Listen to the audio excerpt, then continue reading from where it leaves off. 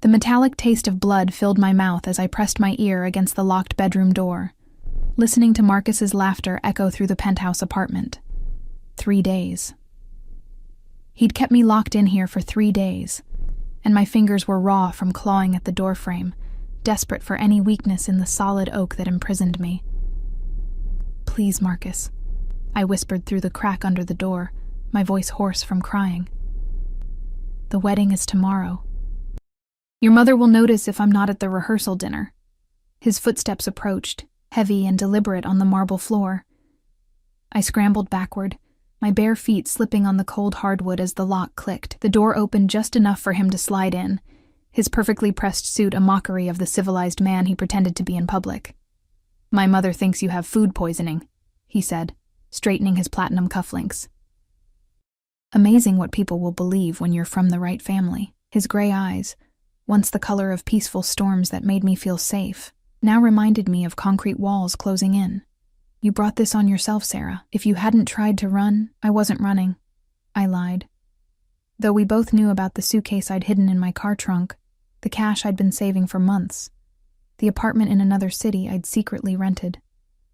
"I was just going to visit my sister." His hand shot out, fingers wrapping around my wrist with practiced precision, tight enough to hurt, not quite enough to bruise where it would show. Marcus had become an expert at invisible violence over our 2-year engagement. "Your sister who conveniently lives 800 miles away?" He pulled me closer, his cologne. Tom Ford, always Tom Ford, making my stomach turn. "You think I'm stupid? You think the son of Senator Whitmore doesn't have eyes everywhere?" The irony wasn't lost on me. Everyone envied me. Sarah Chen, the nobody waitress who'd caught the attention of Marcus Whitmore at a charity gala where I'd been serving champagne. Cinderella story, they called it. If only they knew the palace was a prison and the prince was my jailer. He released my wrist, smoothing his hands down his jacket. "Get dressed. We have a situation." "What situation?" I rubbed my wrist, feeling the blood flow return to my fingers.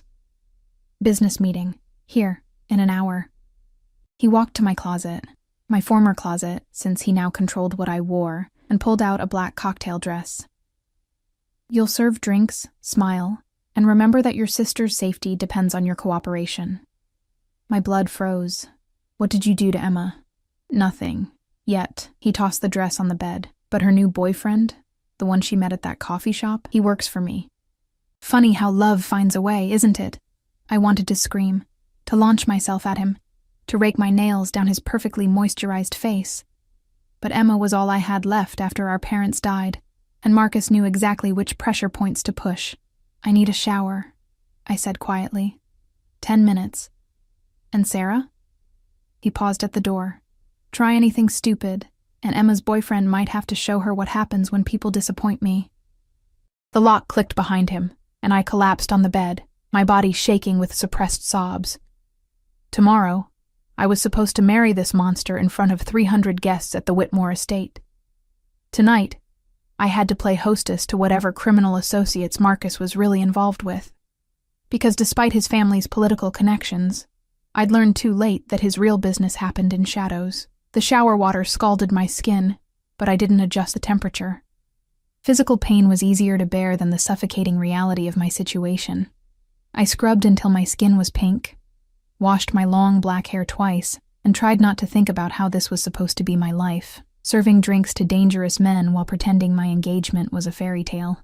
The dress fit perfectly, of course. Marcus had my measurements memorized, controlled every calorie I ate, every gym session I attended. I applied makeup with trembling hands, covering the dark circles under my eyes, adding color to my pale cheeks.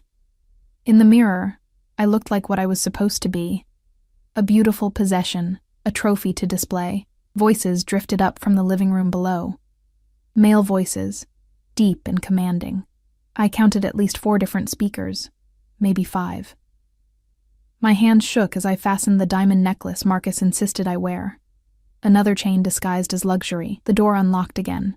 Marcus's assistant, a cold woman named Janet, who'd worked for the family for decades, stood in the hallway. "Time to go, dear," she said, though her tone held no warmth. She'd never liked me, probably saw me for what I was, a gold digger who'd gotten more than she bargained for. The marble staircase seemed to stretch forever as I descended, each step taking me closer to another performance. The living room came into view, all glass and steel and modern art that cost more than most people's houses.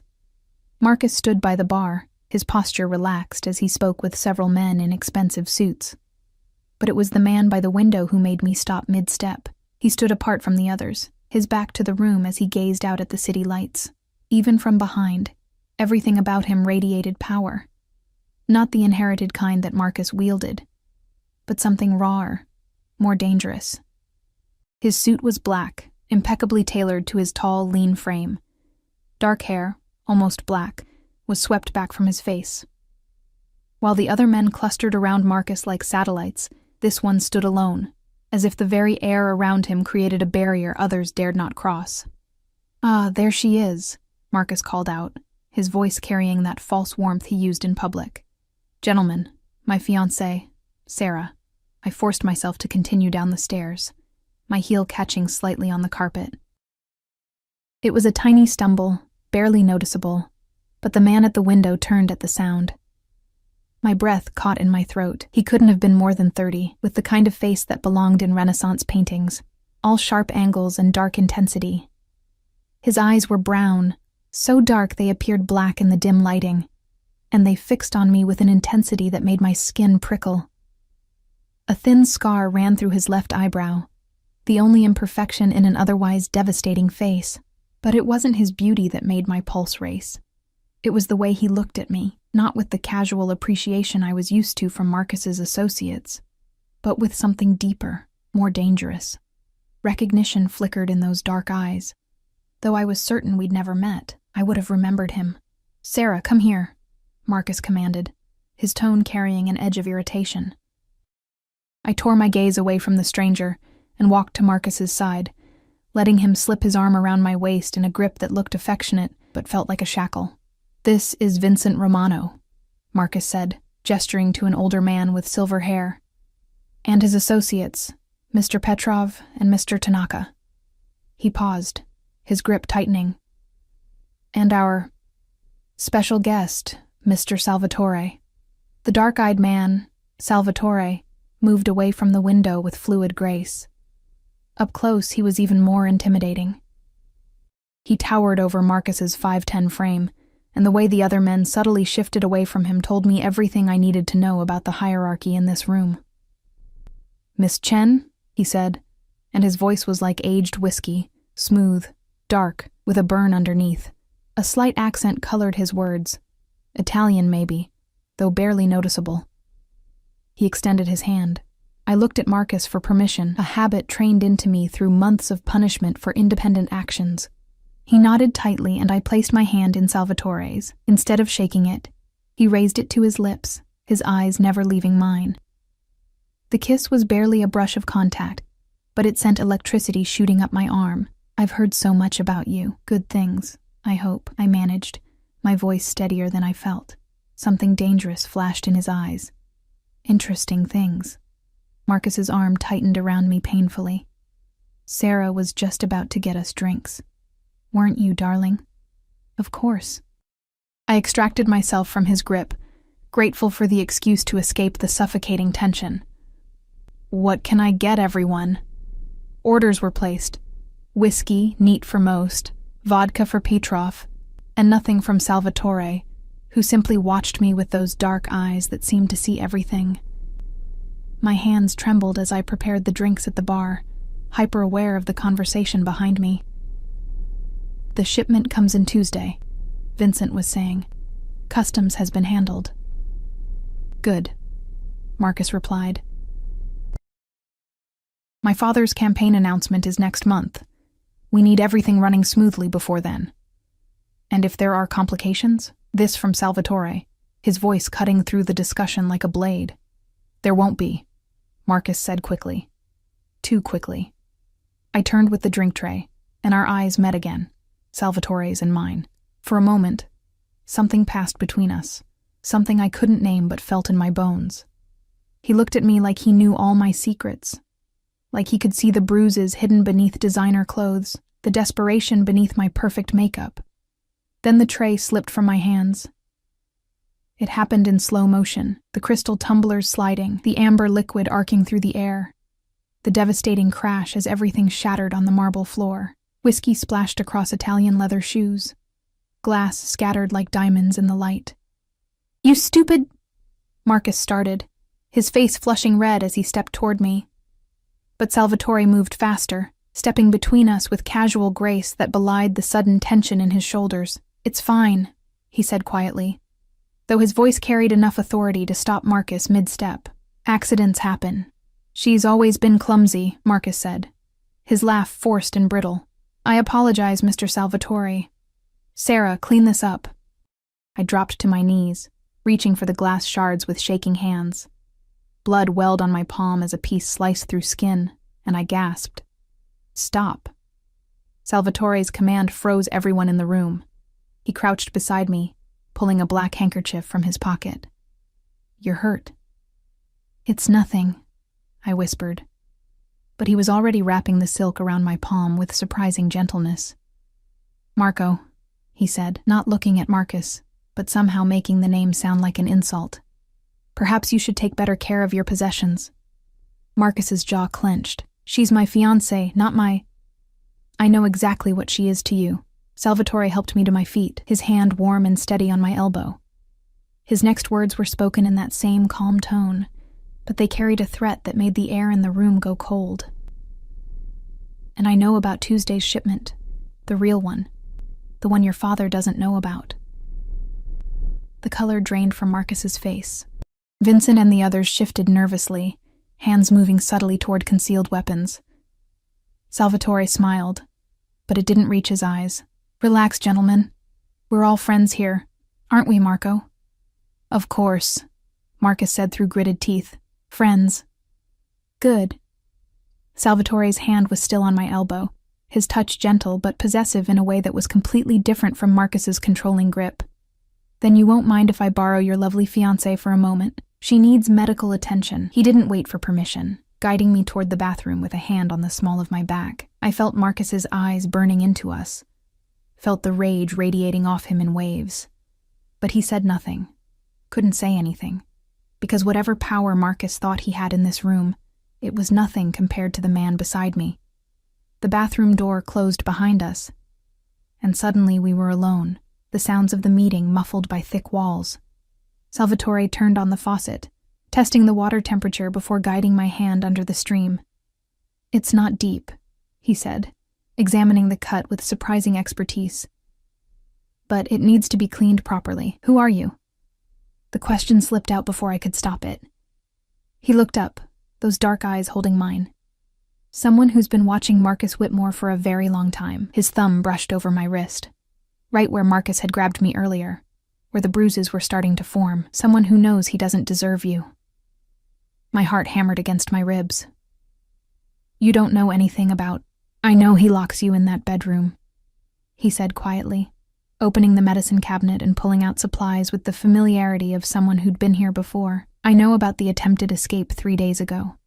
I know about your sister in Portland, and how he's using her to control you." Terror shot through me. "If you hurt Emma, I don't hurt innocent women, Kara." The endearment rolled off his tongue like silk. "That's the difference between men like Marcus and men like me. You're all the same," I said, trying to pull my hand away. But his grip, while gentle, was unbreakable. "Criminals in expensive suits, thinking you own everything, everyone. You're right." He wrapped a bandage around my palm with practiced efficiency. "I am a criminal, but I've never laid a hand on a woman in anger.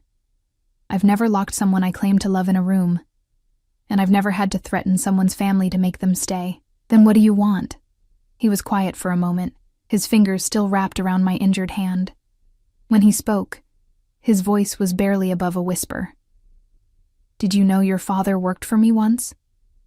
The words hit me like ice water. "That's impossible.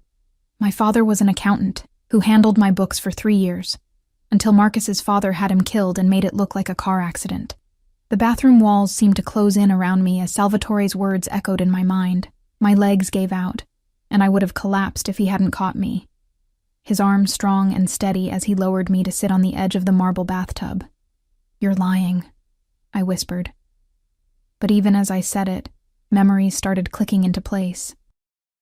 My father's late nights, the mysterious phone calls he'd take in his study, the way he'd started drinking heavily in the months before the accident that had taken both my parents on a rainy night on a perfectly maintained highway. "Your father was a good man," Salvatore said, crouching in front of me so we were eye level. He discovered that Senator Whitmore was embezzling campaign funds, laundering them through offshore accounts. He came to me for protection because he knew going to the authorities meant death. The senator has judges, prosecutors, police commissioners in his pocket. "But you're a criminal too," I said, my voice shaking. "Why would my father trust you?" "Because unlike the senator, I have a code. Your father kept my books clean, and in return I was supposed to keep him safe." His jaw clenched, a muscle ticking beneath the skin. I failed. By the time I learned about the hit, it was too late. Your parents were already dead, and you and your sister were at the mercy of the system. I pressed my palms against my eyes, trying to stop the tears. Marcus said he fell in love with me at first sight. Said it was fate that I was working that charity gala. "Nothing about Marcus Whitmore is left to fate," Salvatore said darkly. "He knew who you were, the daughter of the man who could have destroyed his father's political career. What better way to ensure your silence than to keep you close, to make you family?" The truth of it hit me like a physical blow. Every moment of our relationship had been a lie. Every kiss, every promise, every word of love had been calculated manipulation. I'd been grieving my parents when Marcus had swooped in like a savior, offering comfort and security and a love that seemed too good to be true. Because it was. "I'm going to be sick," I gasped, and Salvatore quickly guided me to the toilet, holding my hair back as I emptied my stomach. When I was done, he handed me a cool washcloth and a glass of water, his movements efficient but gentle. "We need to go back," he said after a moment. "Marcus will get suspicious if we're gone too long." "I can't," I said, my voice raw. "I can't go back out there and pretend." "Yes, you can." His hands cupped my face, forcing me to meet his eyes. "You're stronger than you know, Kara. You've survived 2 years with that monster. You can survive one more night, and then what? Tomorrow I marry him. Tomorrow I become Mrs. Whitmore and disappear forever into that family's web of lies and violence." Something dangerous flashed in Salvatore's eyes. "No, you won't. You don't understand. He has Emma. Your sister is safe." He pulled out his phone, showing me a photo that made my heart stop. Emma sitting in a coffee shop, laughing with a red-haired woman I didn't recognize. The timestamp was from an hour ago. "My people extracted her this afternoon. She's under my protection now. But her boyfriend was one of Marcus's men. Yes, he's been dealt with." At my alarmed look, he added, "He's alive. Just very uncomfortable and very far from Portland." Hope bloomed in my chest for the first time in months, but it was quickly crushed by reality. Marcus will kill me if I try to leave. Or worse, he'll make me wish he had. He won't get the chance. Salvatore stood, helping me to my feet. "But we need to play this carefully. Go back out there, act normal. In exactly 1 hour, excuse yourself to get more ice from the kitchen. The back door will be unlocked. My men will be waiting." "Why?" I searched his face, looking for the catch. "Why would you help me? What do you want in return?" He was quiet for so long I thought he wouldn't answer. Then his hand rose to touch my cheek, the gesture so gentle it made my heart ache. "Your father asked me to protect you if anything happened to him. I failed once. I won't fail again. That's not the only reason," I said, seeing something deeper in those dark eyes. "No," he admitted. "It's not." His thumb traced my cheekbone, and I found myself leaning into the touch. "I've been watching you for 6 months, trying to find a way to get you out without starting a war. Every time I saw him hurt you, every time I saw you smile when you were dying inside, every time I watched you try to escape only to be dragged back." His voice dropped to a dangerous whisper. I wanted to tear him apart with my bare hands. "You don't even know me. I know you sing when you think no one's listening. Always the same song, the one your mother used to hum while cooking. I know you sneak food to the homeless man on 3rd Street every Tuesday when you're supposedly at Pilates. I know you read poetry in the park when Marcus thinks you're shopping, and that Emily Dickinson is your favorite. I know you're brave enough to plan 3 escape attempts despite the consequences, and strong enough to survive when they failed. My breath caught. You've been watching me that closely? I've been protecting you. Marcus isn't the only one who wants to use you, Kara. Your father had information that died with him, but there are people who think you might know something. I've prevented 2 kidnapping attempts in the last month alone. I don't know anything about my father's work. I know, but they don't. He stepped back, his hand dropping from my face, and I immediately missed the warmth. 1 hour. Can you do that? I nodded, not trusting my voice. We left the bathroom together, Salvatore's hand on my back guiding me back to the living room, where the men were deep in discussion about shipment routes and payment structures. Marcus's eyes immediately locked on us, suspicion and rage warring in his expression. Everything all right? He asked, his tone deceptively mild. Perfect, Salvatore responded smoothly. Your fiancé is tougher than she looks. The cut wasn't deep. I resumed my position by Marcus's side, letting him pull me against him in that possessive way he had. His fingers dug into my hip, a silent warning that I'd pay for this later. But for once, I didn't care. In 1 hour, I'd be free. Emma was safe. We had a chance. The meeting continued, discussions of territories and protection rates washing over me. I served drinks, smiled when expected, and watched the clock on the mantel. Salvatore had returned to his position by the window, seemingly disinterested in the proceedings. But I could feel his awareness of me, could sense his tension every time Marcus touched me. 45 minutes. Vincent Romano was explaining something about dock workers when Marcus's phone rang. He frowned at the screen, then answered. The color drained from his face as he listened. What do you mean she's gone? He snarled into the phone, and my blood turned to ice. How the fuck does someone just disappear from... He stopped, his eyes snapping to me, then to Salvatore. I see. Yes, handle it. He hung up, his grip on me tightening to the point of pain. It seems your sister has decided to take an unexpected trip, darling.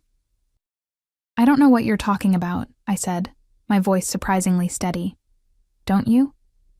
He yanked me closer, his breath hot against my ear. Funny how she disappears right when Mr. Salvatore shows up, almost like someone warned her. That's a serious accusation, Marco, Salvatore said, not moving from the window but somehow filling the room with menace. One might think you're suggesting I interfered with your personal affairs. Did you? Marcus challenged, his political training warring with his rage. Salvatore turned slowly, a cold smile playing at his lips. If I wanted to interfere with your affairs, you'd know it. Your fiancé's sister probably just got smart. Girls tend to do that when their boyfriends show their true colors. The room went silent, tension crackling like electricity before a storm. Vincent and the others looked between Marcus and Salvatore, clearly trying to decide which side to take if this turned violent. Besides, Salvatore continued, pulling out his phone and checking something. I've been here for the past 2 hours, as have my men. We couldn't have had anything to do with the disappearance in Portland. He showed his phone screen to Vincent. GPS tracking. All of my people are accounted for. It was a lie, of course. I didn't know how he'd done it, but Salvatore had somehow managed to extract Emma while maintaining perfect alibis. The man was more dangerous than I'd imagined. But right now, that danger was protecting me. Marcus's phone rang again. This time, his face went from pale to furious as he listened. The entire account? That's impossible. Only I have access to... His eyes widened, and he looked at me with such rage that I stepped back instinctively. Something wrong? Salvatore asked innocently. Someone's emptied my Cayman Islands account. $20 million gone. Marcus released me, pacing to the bar and pouring himself a whiskey with shaking hands. Someone who had access to my passwords. How terrible, Salvatore said dryly. Identity theft is such a problem these days. I had no idea what was happening, but I could feel the shift in the room's power dynamic. Marcus was unraveling, his perfect control shattering piece by piece. The other men were backing away, creating distance between themselves and what was clearly becoming a dangerous situation. You did this, Marcus accused, pointing at Salvatore. You're trying to destroy me before the wedding. The wedding, Salvatore mused, checking his watch. A Patek Philippe that probably cost more than most people's houses. Yes, about that. I should mention that I've recently acquired some interesting documents. Marriage certificates, dated 2 years ago. Seems Sarah Chen married someone else in Vegas. Someone named, he pretended to think, Dante Salvatore, my younger brother, unfortunately deceased last year. Which makes her my sister-in-law. Family, you could say. My mouth fell open. That's not possible. I've never been to Vegas, haven't you? Salvatore pulled out a folder from inside his jacket, tossing it on the coffee table. Funny how official documents say otherwise. And before you claim forgery, Marco, you should know that I've had 3 independent experts verify their authenticity. Seems Sarah had a wild weekend she doesn't remember. Roofied, the toxicology report suggests. Terrible what people do to innocent women in bars these days. Marcus grabbed the documents, his hands shaking as he read. This is bullshit. Even if it were real, Dante's dead. The marriage would be dissolved. Actually, no, Salvatore said pleasantly. See, in Dante's will, properly notarized and filed, of course, he left everything to his beloved wife, Sarah, including his position in the family business and, more importantly, my obligation to protect her. You've been keeping my sister-in-law prisoner, Marco. Hurting her, threatening her. That's not something I can overlook. The pieces clicked into place. Salvatore had created an elaborate fiction, a paper trail so perfect that even legal scrutiny wouldn't break it. He'd made me untouchable by making me family. You can't do this, Marcus snarled, but fear had crept into his voice. My father. Your father is going to be too busy dealing with the FBI to worry about your romantic troubles, Salvatore said. Did you know that someone sent them a very detailed package about his money laundering operation, complete with account numbers, transaction records, even recordings of him discussing bribes with Judge Patterson? Fascinating stuff. As if on cue, Marcus's phone rang again. He answered, his face growing paler with each word he heard. Through the phone, I could hear shouting, panic, someone yelling about federal agents and warrants. You've destroyed everything, Marcus said, his voice hollow. No, Salvatore corrected. You destroyed everything the moment you laid hands on her. He moved across the room with that predatory grace, stopping directly in front of Marcus. Though he spoke quietly, everyone heard him. You have 2 choices. Sign the papers my lawyer has prepared, releasing Sarah from any obligation to you, returning her belongings, and paying her $5 million for her suffering. Or resist, and I'll destroy not just your father, but your entire bloodline. I'll take apart your world piece by piece until you're begging on the streets for spare change. You're threatening me in front of witnesses, Marcus said desperately. Vincent Romano laughed, a harsh sound. What witnesses? I didn't hear any threats. Did you boys? The others shook their heads, some smirking. Marcus had thought these were his allies, but they were already shifting allegiance to the stronger predator in the room. The papers, Marco, Salvatore said softly. Sign them. A knock at the door interrupted the standoff. Janet entered, her usually composed face shocked. Mr. Whitmore, there are federal agents downstairs. They have a warrant for your arrest. My arrest? Marcus's voice cracked. For what? Kidnapping, false imprisonment, assault, Salvatore listed casually. Sarah's medical records from her accidents make for interesting reading. Dr. Morrison was very thorough in his documentation, even if you thought you'd paid him enough to keep quiet. The federal agents flooded the penthouse like a tide of justice I'd stopped believing in. Marcus stood frozen as they read him his rights, his perfect world crumbling around him, but his eyes never left mine, and the promise in them made my skin crawl. This wasn't over. Sarah Chen, one of the agents, a woman with sharp eyes and graying hair, approached me. I'm Agent Patricia Morse. We need you to come with us. You're not under arrest, but we need your statement, and we need to ensure your safety. She's coming with me, Salvatore said smoothly, producing credentials that made Agent Morse's eyebrows rise. Mr. Salvatore, I should have known you'd be involved in this. She studied him with a mixture of respect and wariness. The Bureau appreciates the information you provided, but Ms. Chen is family, he interrupted. And she's been through enough. I have a medical team waiting to examine her injuries, and my lawyers will ensure she provides whatever statement you need, tomorrow." They stared at each other, some silent communication passing between them. Finally, Agent Morse nodded. "Tomorrow. 10 a.m. Our offices." She turned to me, her expression softening. "Ms. Chen, you're safe now. We have enough evidence to ensure Mr. Whitmore won't be able to hurt you again."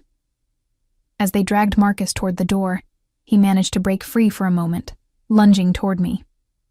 "You lying bitch! You planned this!" Salvatore moved faster than I'd ever seen anyone move, his fist connecting with Marcus's jaw with a sickening crack. Marcus crumpled, blood streaming from his nose, and the agents quickly restrained him. "That was assault," Agent Morse said mildly. "I didn't see anything," Salvatore replied, pulling out a handkerchief to wipe his knuckles. "Did you see anything, Agent Morse?" She sighed.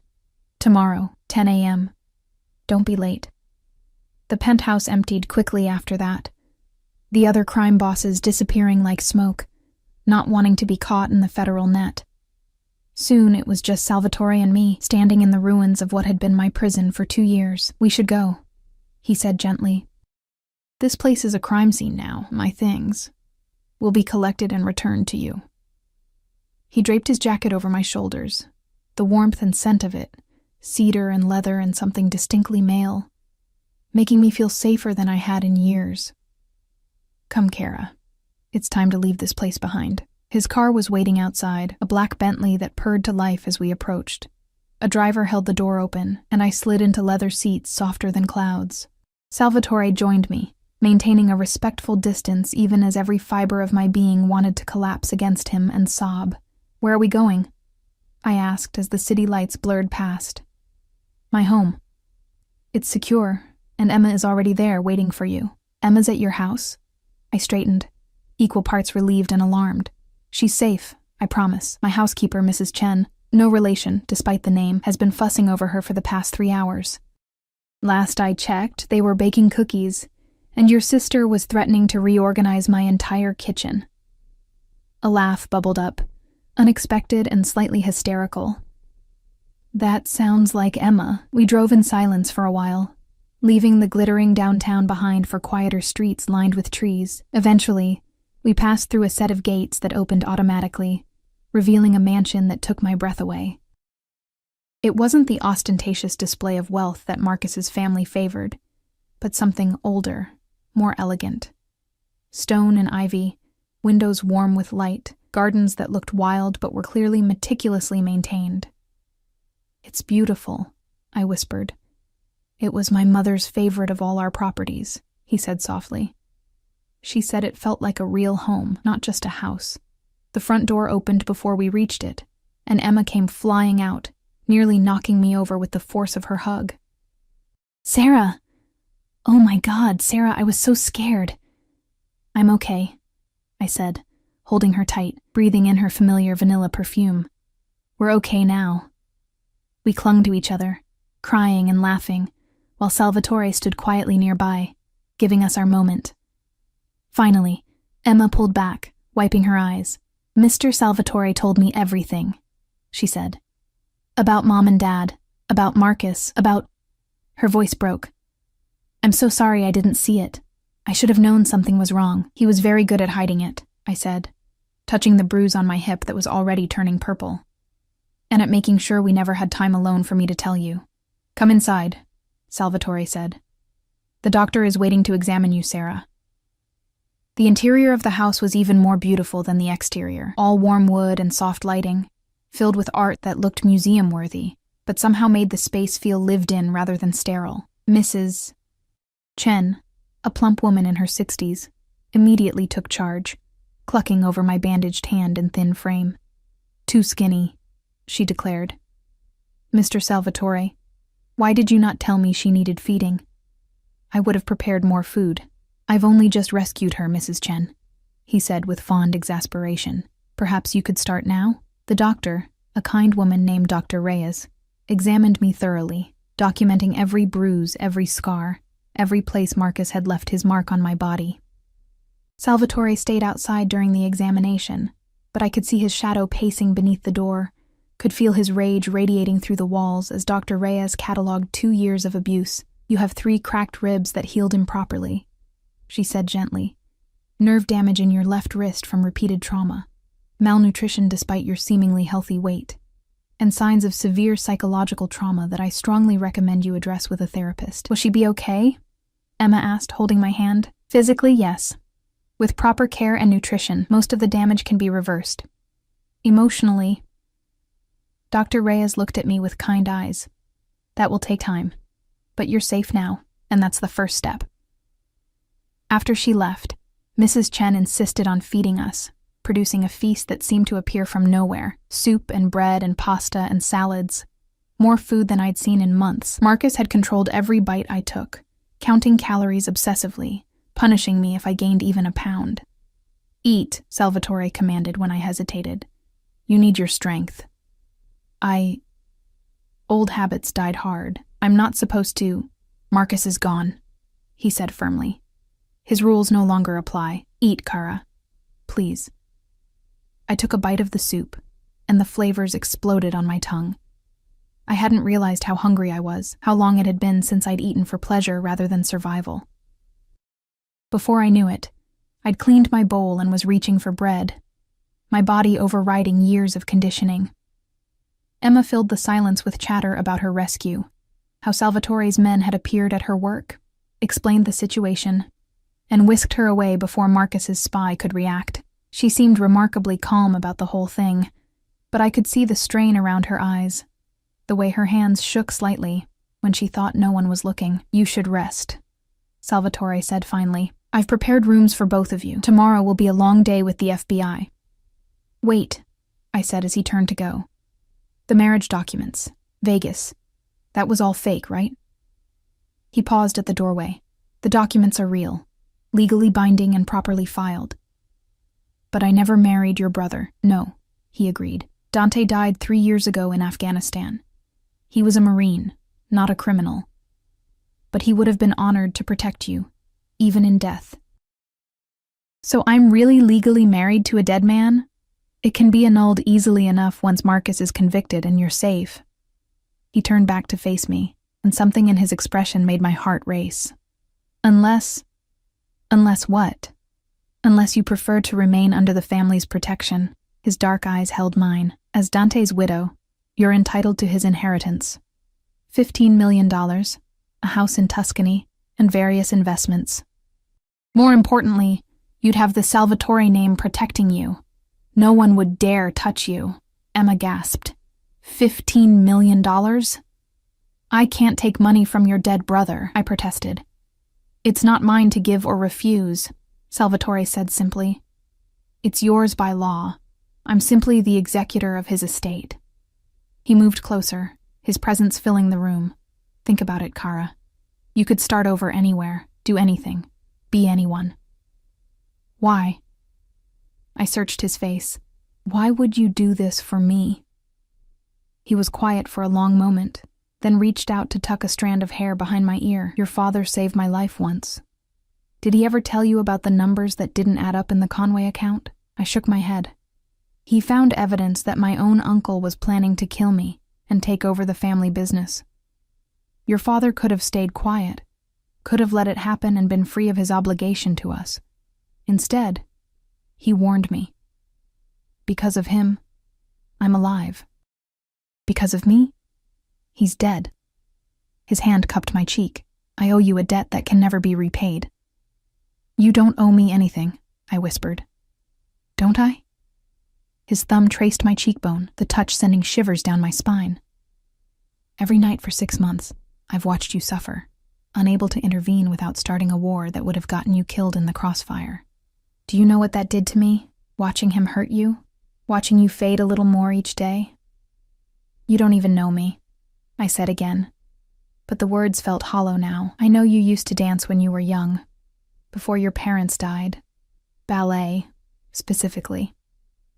You were good enough for Juilliard, but you gave it up to take care of Emma. I know you write poetry in a journal you hide behind the heating vent in your bedroom, the one Marcus never found. I know you're allergic to strawberries but love strawberry ice cream anyway. I know you donate to the animal shelter every month, even when Marcus limited your access to money. I know 1,000 small things that make you who you are, Sarah Chen, and every single one of them has made me—" He stopped abruptly, stepping back. "Made you what?" I pressed. "Made me dangerous," he said quietly. "Because I would burn the world to keep you safe. I would destroy anyone who tried to hurt you. And that's not something you need in your life right now. You need healing, peace, freedom to discover who you are without Marcus's shadow looming over you. What if I don't want peace?" The words surprised me as much as him. "What if I want to feel alive again? What if I want to stop being afraid all the time?" "Sarah," Emma said warningly, but I ignored her. I stood, closing the distance between us. "You saved me tonight. You gave me back my life. The least I can do is thank you properly." I rose on my toes and pressed my lips to his. For a moment he stood frozen, then his arms came around me, crushing me against him as he deepened the kiss. It was nothing like Marcus's possessive claiming. This was fire and desperation and promise all rolled into one. When we finally broke apart, we were both breathing hard. "You don't owe me anything," he said roughly. "Especially not that." "I know," I said. "That wasn't about owing. That was about wanting." He stared at me, those dark eyes full of a hunger that should have frightened me, but instead made me feel powerful, desired, alive. "You should rest," he said finally, though his hands didn't release me. "Tomorrow." The window behind us exploded in a shower of glass. Salvatore moved instantly, throwing me to the ground and covering my body with his as bullets sprayed the room. Emma screamed, and I heard Mrs. Chen shouting in Mandarin from the kitchen. "Stay down," Salvatore commanded, pulling a gun from somewhere and returning fire. The shots were deafening in the enclosed space. More glass shattered. Men in black tactical gear rappelled through the windows, and suddenly the beautiful living room became a war zone. Salvatore fought like a demon, but there were too many of them. "Dante sends his regards," one of the attackers said, and Salvatore froze. "That's impossible. Dante is dead." The man laughed, pulling off his mask to reveal a face that was heartbreakingly familiar from the photos I'd seen. The same dark eyes, the same sharp features but younger, crueler. "Hello, brother," Dante Salvatore said. "Did you really think a grave in Arlington would hold me?" Salvatore's gun never wavered, but I felt his body tense above me, shock radiating through every muscle. "You died in Afghanistan. I identified your body. I buried you." "You buried someone," Dante agreed, signaling his men to spread out, surrounding us. "But not me. Amazing what the CIA can arrange when they need someone with my particular skills to disappear." "CIA?" Salvatore laughed bitterly. "You were a Marine. A hero." "I was bored," Dante corrected. "Playing soldier, pretending to be noble. Then Langley made me a better offer. New identity, unlimited resources, and the chance to dismantle criminal organizations from the inside. Starting with yours, brother." Emma whimpered from behind the overturned couch where she'd taken shelter. One of Dante's men dragged her out, and I tried to go to her, but Salvatore held me down. "Let her go," Salvatore said coldly. "She has nothing to do with this. Actually, she has everything to do with this." Dante walked closer, his boots crunching on broken glass. "See? When I learned you'd created those fake marriage documents using my identity, I was intrigued. Then I discovered who Sarah Chen really was, the daughter of Thomas Chen, the accountant who had evidence that could have brought down the entire East Coast syndicate, evidence that was never found after his unfortunate accident." My blood turned to ice. "I don't know anything about my father's work." "Maybe not consciously," Dante said, crouching in front of us. He was younger than Salvatore, maybe 28, with the same devastating features, but none of the controlled elegance. He was raw violence barely contained in human form. "But the FBI's psychologists think you might have suppressed memories. Trauma does that sometimes. And with the right encouragement, those memories can surface." "You're working with the FBI?" Salvatore's voice was deadly quiet. "They were just here. Agent Morse is clean. She has no idea I exist. But there are others, shadows within shadows, who understand that sometimes you need a monster to catch monsters. Dante's smile was cruel. And you, brother, have become quite the monster. The Salvatore Empire stretches from here to Moscow. The government wants it dismantled, and they want the information Thomas Chen died for. So you faked your death? Let me mourn you for 3 years just to become their weapon? The pain in Salvatore's voice made my heart ache. You mourned me? Dante laughed. You threw yourself into the business. Expanded. Conquered. You became everything our father wanted. A king in the shadows. Where was the mourning in that? Every territory I took was in your name, Salvatore said quietly. Every victory, every expansion. It was all to honor your memory, to make sure your sacrifice meant something. For a moment, something flickered in Dante's eyes. Regret, maybe, or longing for what they'd once been. Then it was gone, replaced by cold purpose, touching, but irrelevant. He stood, gesturing to his men. Take the women. Kill my brother. No! I struggled against Salvatore's protective hold. Please, I'll tell you whatever you want to know. Sarah, don't, Salvatore warned. I remember things, I lied desperately. About my father's work, account numbers, names, but only if you let them go, both of them. Dante studied me with those familiar yet strange dark eyes. Interesting. But I think you'll tell me everything anyway, given the right motivation. He nodded to one of his men, who pressed a gun to Emma's temple. My sister's eyes were wide with terror, tears streaming down her face. Stop, I screamed. I'll come with you, willingly. Just don't hurt them. Sarah, no. Salvatore's arms tightened around me. I won't let you. The gun pressed against his head cut him off. You won't let her? Dante mocked. You've known her for what? 6 hours? And you're ready to die for her? How pathetically romantic. Just like you were with that prosecutor's daughter. What was her name? Lucia? Salvatore went rigid. Oh, you didn't think I knew about her? Dante's smile was vicious. I know everything, brother. I know you loved her. I know Marcus's father had her killed when she got too close to the truth about his operation. I know you've been hunting him ever since, using Sarah as bait to finally get your revenge. Tell me, were you planning to seduce her too, or just use her until Marcus was destroyed? The words hit me like physical blows. I looked up at Salvatore, searching his face. Is that true? Was this all just about revenge? No, he said fiercely, turning my face to his despite the gun at his head. It started as revenge, yes. But the moment I saw you, everything changed. You have to believe me. How touching, Dante interrupted. But we're on a schedule. He checked his watch. The same model Salvatore wore, I noticed with a strange pang. In 10 minutes, this house will be swarming with federal agents, the real ones, not Morse's Boy Scouts. We need to be gone. Sir, one of his men said urgently. Movement in the woods. Someone's coming. Dante cursed. Who else did you call, brother? No one, Salvatore said, but his eyes flickered with something. Hope, maybe. The lights went out. The darkness was absolute, suffocating. Emma screamed. Glass shattered somewhere upstairs. Then the shooting started. Not the controlled bursts from before, but chaos, automatic weapons firing from multiple directions. Salvatore rolled us behind the heavy oak bar, his body shielding mine as bullets chewed through furniture and walls. Emergency lighting kicked in, bathing everything in hellish red.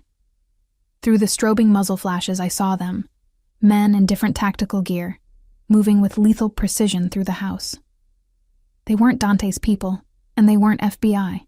They were something else, something deadlier. Bratva, Salvatore breathed. The Russians. What do they want? I gasped. The same thing everyone wants, your father's information. Someone must have leaked that you were here.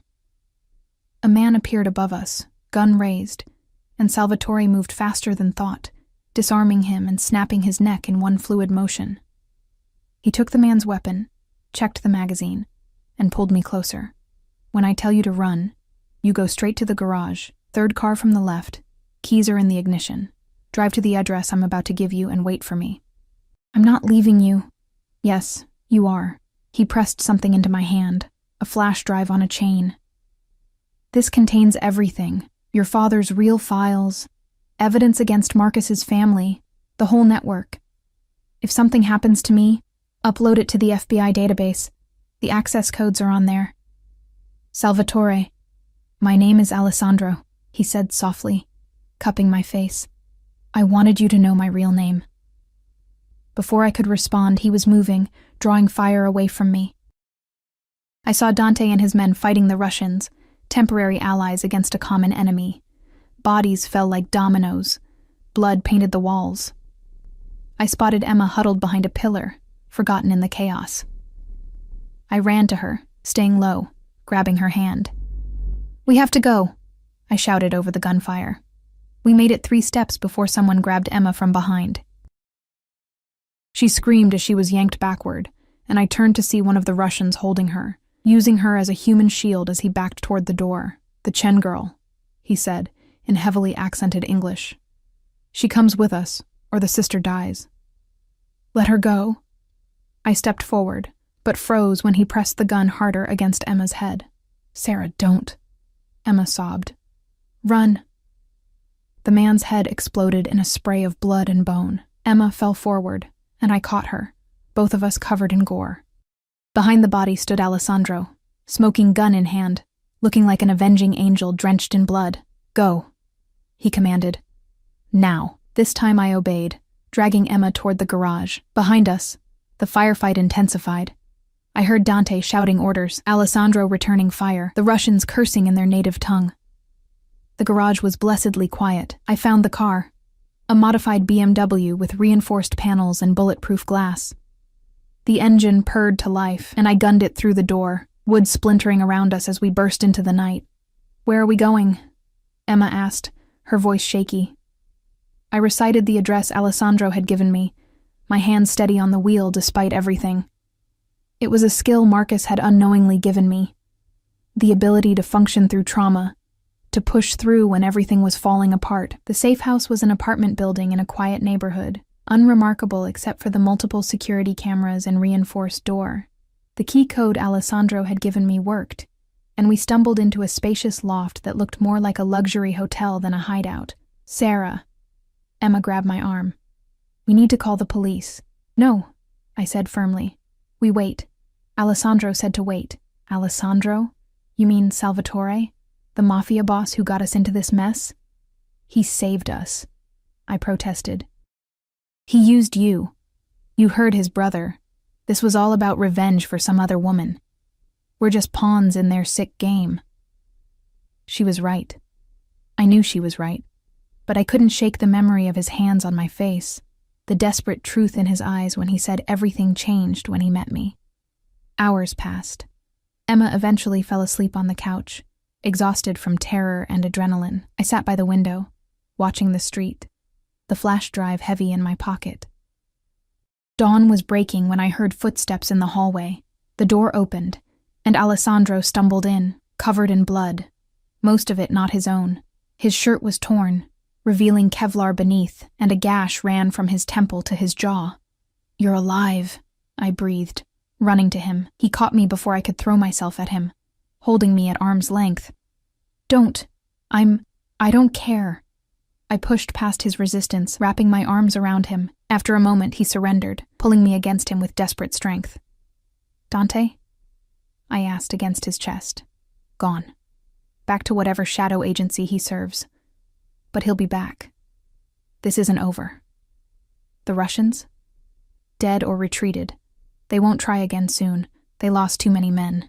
He pulled back to look at me, his hand touching my face as if to assure himself I was real. You're safe. That's all that matters. Am I? I searched his face. Was Dante telling the truth? About Lucia? About using me for revenge? He was quiet for a long moment. Lucia was everything to me. Young love, pure and passionate and doomed. When she died, something in me died too. For 5 years I've lived for one purpose, to destroy the man who killed her. Marcus's father. My heart cracked. So I was just... No, he said fiercely.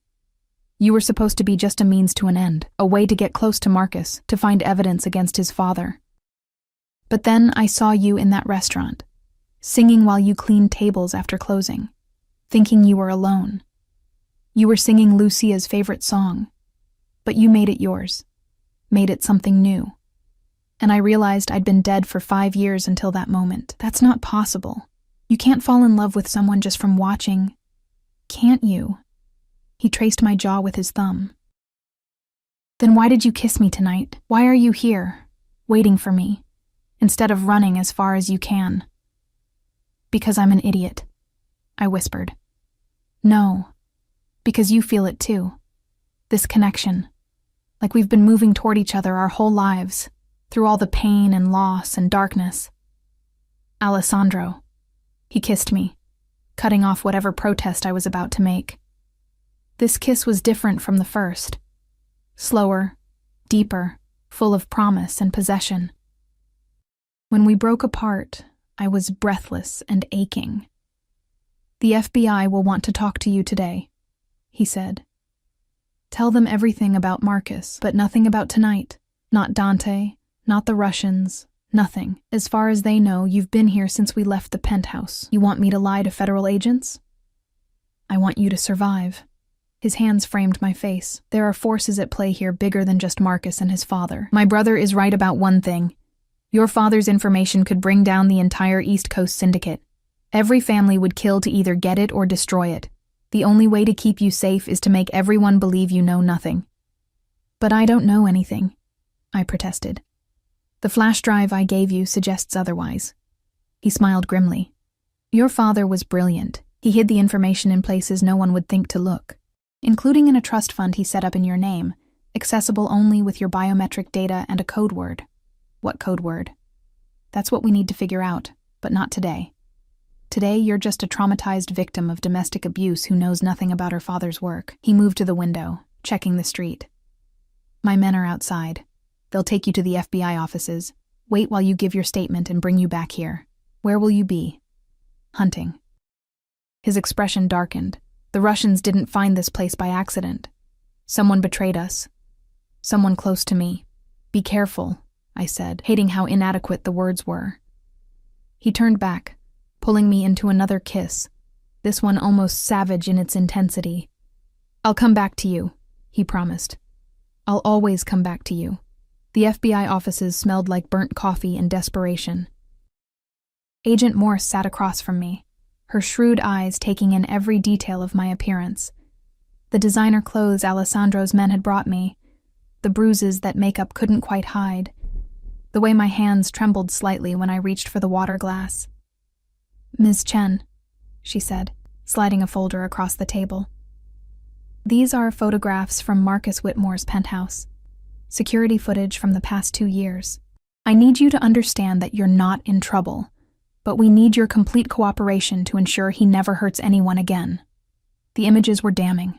Marcus dragging me by my hair, his hand raised to strike, my body crumpled on the floor after one of his rages. I hadn't known there were cameras. Some part of me wondered if Alessandro had installed them, documenting everything for this moment. I'll testify, I said quietly. Whatever you need. Good. She leaned back, studying me. Now, about Mr. Salvatore, he saved my life, I said firmly. That's all I know. Her lips quirked in what might have been a smile. Yes. He does seem to have a habit of that. Did you know he's donated $50 million to domestic violence shelters over the past 5 years? Always anonymously. Always to organizations that helped women escape situations like yours. I didn't know that. There's a lot about Alessandro Salvatore that might surprise you. She closed the folder. We're not going after him, Ms. Chen. Whatever else he is, he's been instrumental in taking down 3 sex trafficking rings and exposing corruption that went all the way to the state legislature. Sometimes the devil you know is better than the chaos that would follow if he fell. Are you saying he's a good man? I'm saying he's a complicated one. And he seems quite taken with you. She stood. Marcus will be held without bail. His father was arrested this morning. The evidence Mr. Salvatore provided was comprehensive. You're free to go. Emma was waiting outside with 2 of Alessandro's men, Vincent, a mountain of a man with surprisingly gentle eyes, and James, who looked like an accountant, but moved like a soldier. They drove us back to the safe house in silence, though I caught them exchanging glances when they thought I wasn't looking. "What?" I finally demanded. "Nothing, ma'am," Vincent said carefully. "It's just, we've never seen the boss like this." "Like what?" "Human," James said quietly. "For 5 years he's been like a machine. Efficient, ruthless, unstoppable. But last night when he thought you were in danger..." He shook his head. "I've known him for 10 years, and I've never seen him afraid until last night." Back at the safe house, Emma confronted me the moment we were alone. "We need to leave, Sarah. Get new identities. Disappear." "I've been researching." "No," I said firmly. "I'm done running." "Sarah, these people are dangerous." "So was Marcus, and no one helped us then." I turned to face her. "Alessandro saved us. His men are protecting us. For the first time in 2 years, I feel safe." "You feel safe with a mafia boss?" "I feel safe with him," I corrected. "And I need to know about Dad, about what really happened. Alessandro has answers." Emma sighed, pulling me into a hug. "I just don't want to lose you, not after everything." "You won't," I promised, though I wasn't sure it was a promise I could keep. That evening, Alessandro returned, looking exhausted but triumphant. "Found the leak," he said without preamble. "One of my lieutenants, bought by the Russians 6 months ago. He's been handled." I didn't ask what handled meant. "Now," he continued, pulling out a laptop, "we need to talk about your father's information." He showed me files, documents, recordings, a massive web of corruption that touched judges, politicians, police commissioners, even federal agents.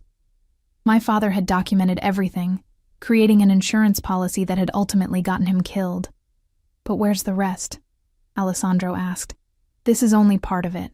The most damaging files are still missing." "I don't know," I said helplessly. "Dad never talked about work at home." "Think, Kara. A code word. Something only you would know. He would have made it something meaningful to you." I closed my eyes, thinking about my father. He'd been a quiet man, devoted to his family, always working late, but somehow never missing my dance recitals or Emma's soccer games. What would he have chosen? "Wait," I said suddenly. There was something he used to say. When I was little and scared of the dark, he'd tell me that butterflies could fly through darkness because they carried their own light inside. I looked up at Alessandro. He called me his butterfly, mariposa. He'd used the Spanish word because Mom loved languages. Alessandro typed rapidly. "Mariposa? It's working. Sarah, look at this." The screen filled with new files, deeper and more damaging than before. Not just corruption, but murder conspiracies, human trafficking routes, drug shipments. Enough to bring down not just the East Coast Syndicate, but operations stretching internationally. "This is it," Alessandro breathed. "This is what everyone's been looking for. What do we do with it?" He turned to me, his expression serious. "We have 2 choices. Give it all to the FBI and watch the chaos as hundreds of criminals scramble to save themselves, probably starting a war that would destroy half the city. Or..." He paused. "Or we use it strategically. Take down the worst offenders, negotiate peace with the others, create stability instead of chaos." "You mean use it to consolidate your power?"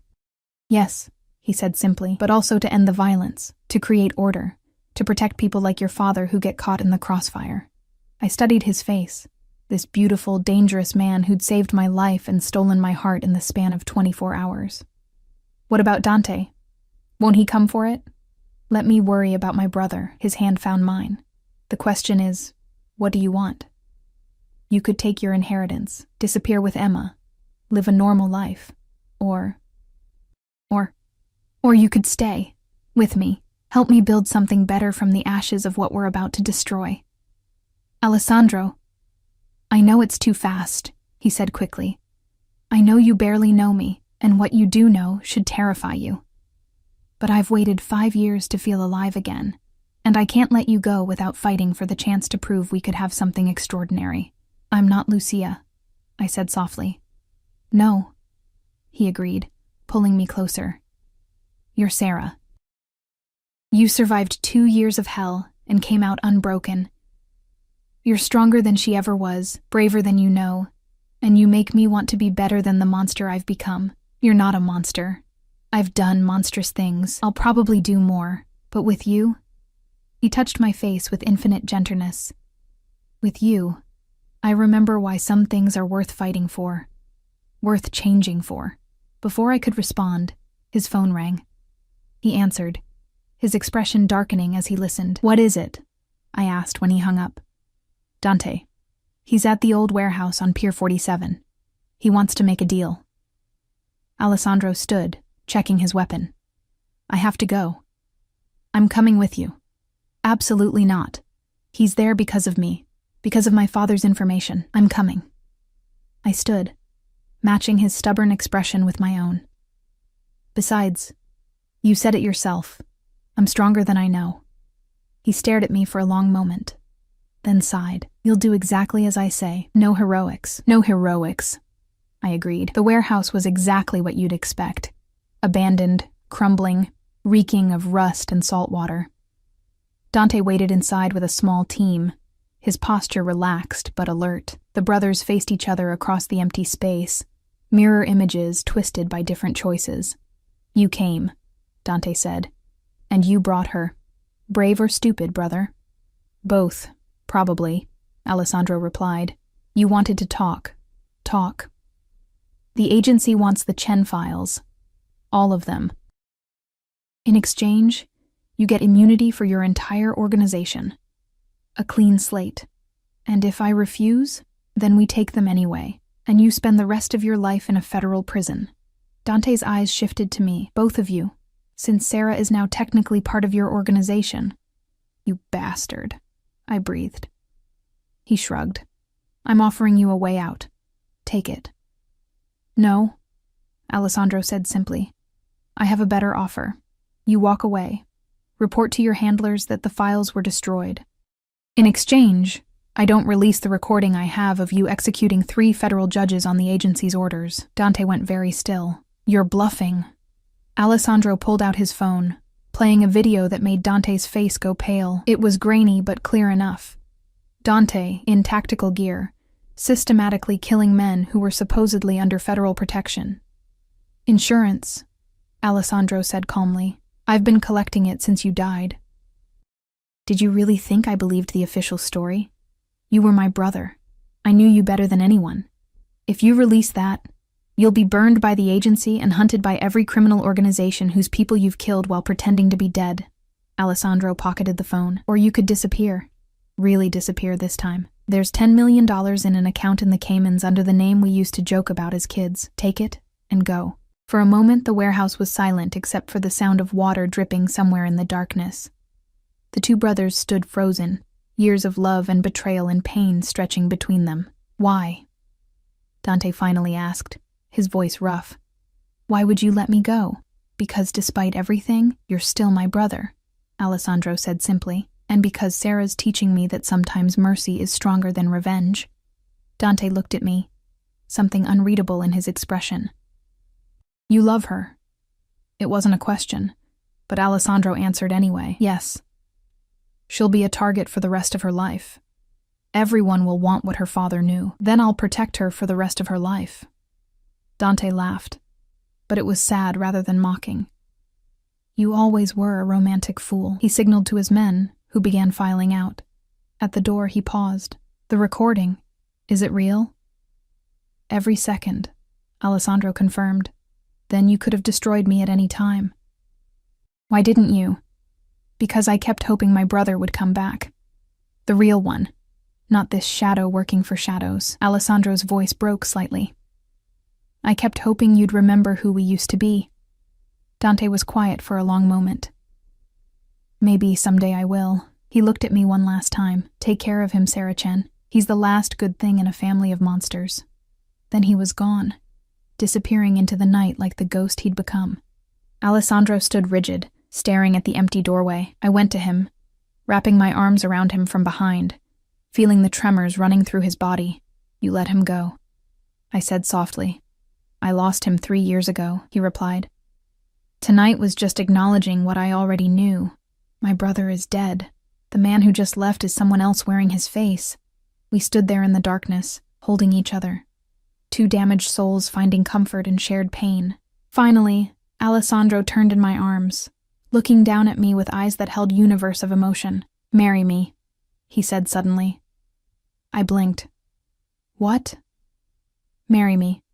For real this time, not some fabricated document. Marry me because I love you, because you make me want to be better, because I can't imagine a life without you in it." "Alessandro, we've known each other 2 days, and I've loved you for 6 months," he interrupted. "I've watched you fight and survive and refuse to break. I've seen your kindness to strangers, your loyalty to your sister, your strength in the face of horror. I know the way you take your coffee, the books you read, the songs you sing when you think no one's listening. I know you're allergic to strawberries but eat them anyway, that you donate to animal shelters even when you have nothing, that you write poetry about hope in the middle of hell. I know you, Sarah Chen, and I love every broken, beautiful piece of you. My voice broke. "I don't know how to be a Mafia wife." "Then don't be," he said simply. "Be my wife. Be yourself. Change the organization from the inside if you want. God knows it needs a woman's touch, or ignore it completely and pursue your own dreams. Dance again. Write. Whatever makes you happy. And if I said no, if I wanted to take Emma and disappear?" His hand touched my cheek, infinitely gentle. "Then I'd let you go. I'd make sure you were safe, protected, funded. I'd watch from a distance and be grateful for the 2 days when you made me feel human again." I searched his face, this dangerous, beautiful man who'd saved me, who'd chosen mercy over revenge, who was offering me a life I'd never imagined. "Yes," I whispered. His eyes widened. "Yes? Yes. I'll marry you. Not because you saved me, not because I'm grateful, but because when I'm with you, I feel like myself again. Like the girl who used to dance, who used to dream, who used to believe in love despite all evidence to the contrary." He kissed me then, deep and desperate and full of promise. When we finally broke apart, both of us were crying and laughing. "When?" he asked. "How about next month? Give Emma time to plan something. She's always wanted to be a wedding planner." "Done. Anywhere you want. Anything you want. Just you," I said simply. "Everything else is just details." 6 weeks later, I stood in a garden in Tuscany, wearing my mother's wedding dress that Emma had somehow saved from storage. The ceremony was small. Just Emma, Mrs. Chen, a handful of Alessandro's most trusted men, and surprisingly, Agent Morse, who'd become an unlikely friend. Alessandro waited for me under an arch of jasmine and roses, looking devastating in a charcoal suit. When he saw me, his composure cracked, tears sliding down his cheeks as Emma walked me down the aisle. "You came," he whispered when I reached him. "I'll always come back to you," I promised, echoing his words from that night that now felt like a lifetime ago. The ceremony was simple, the vows traditional with a few personal additions. When Alessandro promised to protect and cherish me, he added, "and to never lock doors between us." When I promised to honor and keep him, I added, "and to remind you every day that you're more than your worst moments." As the sun set over the Tuscan hills, painting the sky in shades of gold and crimson, we danced to the song my mother used to hum, the one I'd been singing that night when Alessandro first saw me and decided to save me. "What happened to the files?" I asked as we swayed together. "Distributed strategically," he said. "The worst offenders are in prison. The others have agreed to new terms. Less violence, no trafficking, no involvement with drugs near schools. It's not perfect, but it's better." "And Marcus?" 25 to life. His father got the death penalty for the murder of your parents and 17 others. I nodded, feeling a chapter close even as a new one opened. "No regrets?" "Only one," Alessandro said, spinning me gently. "I wish I'd saved you sooner." "You saved me exactly when you were meant to," I corrected, pulling him down for a kiss. Any sooner and I might not have been ready to be saved. Later, as we stood on the terrace watching stars appear in the darkening sky, Emma found us. "Thank you," she said to Alessandro, "for saving her, for saving both of us." "We saved each other," he replied, his arm tightening around me. And it was true. In rescuing me from Marcus, Alessandro had rescued himself from the darkness that had consumed him since Lucia's death. In loving him, I'd found the strength I never knew I had. We were two broken people who'd found a way to be whole together. "What now?" Emma asked. "Now we live," I said simply. "We just live." And we did. There were challenges, of course. Running a criminal empire, even one trying to reform, wasn't simple. There were threats and negotiations and moments of violence that couldn't be avoided. But there was also laughter and love and lazy Sunday mornings when the biggest decision was what to have for breakfast. I started dancing again, teaching classes at a community center Alessandro funded. Emma went to college, finally free to pursue her dreams without looking over her shoulder. Mrs. Chen continued to fuss over all of us, muttering in Mandarin about two skinny girls and dangerous boys who needed proper feeding. And Alessandro? He kept his promises. Every door in our home remained unlocked.